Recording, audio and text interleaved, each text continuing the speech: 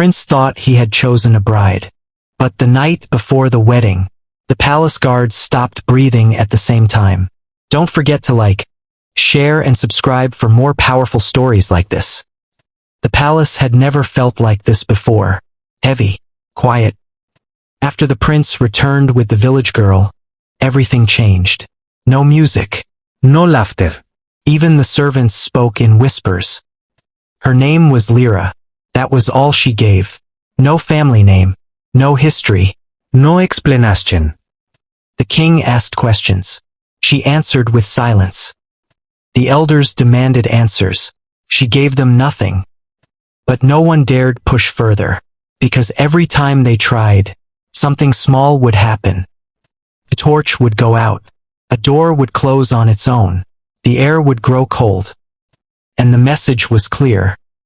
Leave her alone. Prince Kale ignored all of it. To him, she was still just a girl. Yes, there was something strange, but he refused to believe it was dangerous. That was his flaw. Pride disguised as courage. The wedding was set quickly. 3 days. That was all the kingdom had. Because the king was getting weaker, and the throne could not wait. But the elders knew something Kale did not. Weddings were not just unions.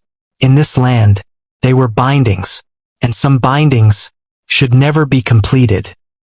On the second night, the palace changed. The guards at the east wing began to feel it first, a strange pressure in the air.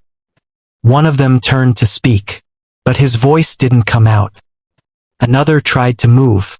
His body refused. Then, all at once, they stopped. Not dead, not alive, just still. Frozen like statues. At the same moment, Lyra opened her eyes. She was in her chamber, alone, standing, as if she had never been asleep. Kale was called immediately. He rushed to the east wing. And what he saw made his chest tighten. Who did this? He demanded. No one answered, because no one knew. Then, he felt it. That same silence. The same silence from the village. He turned slowly, and she was there, standing at the end of the corridor, watching.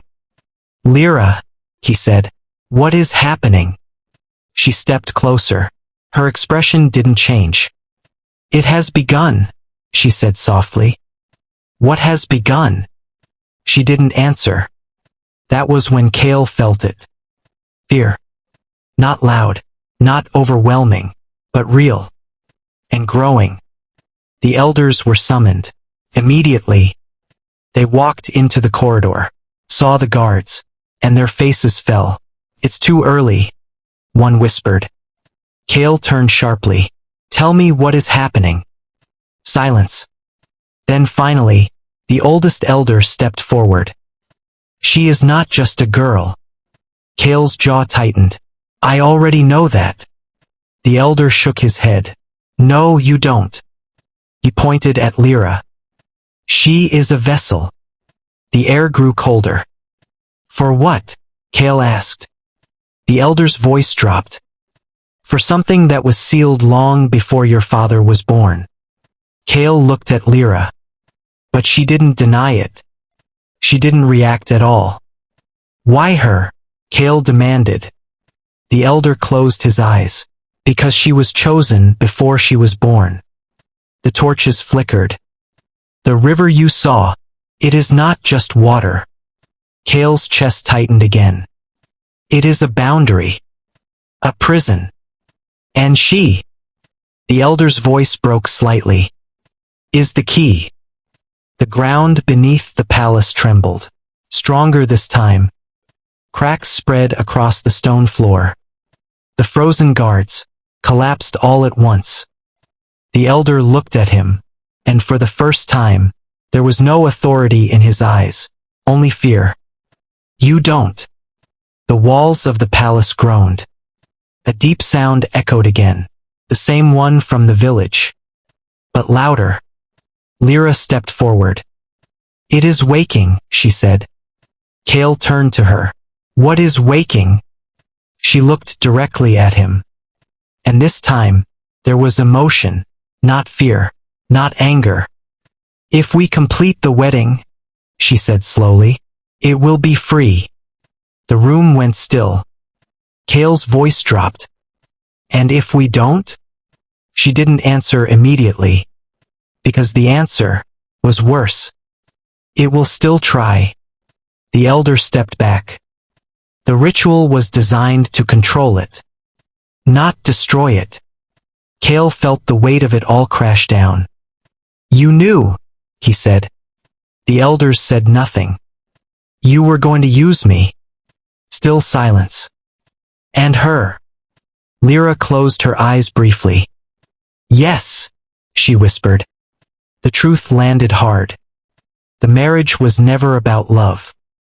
It was a lock, and Kale was the final piece. That night, Kale stood alone in the great hall.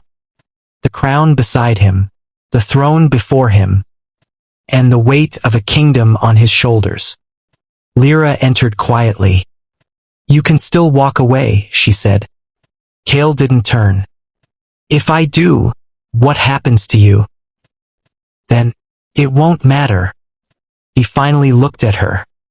"For you, or for the kingdom?" She didn't answer, because the truth was both. Outside, the ground trembled again, stronger. The river in the distance began to glow, and deep beneath the earth, something ancient shifted. Kale made his choice. The wedding will happen. The elders froze when they heard. Lyra's eyes widened slightly. "You don't understand." "I do," Kale said.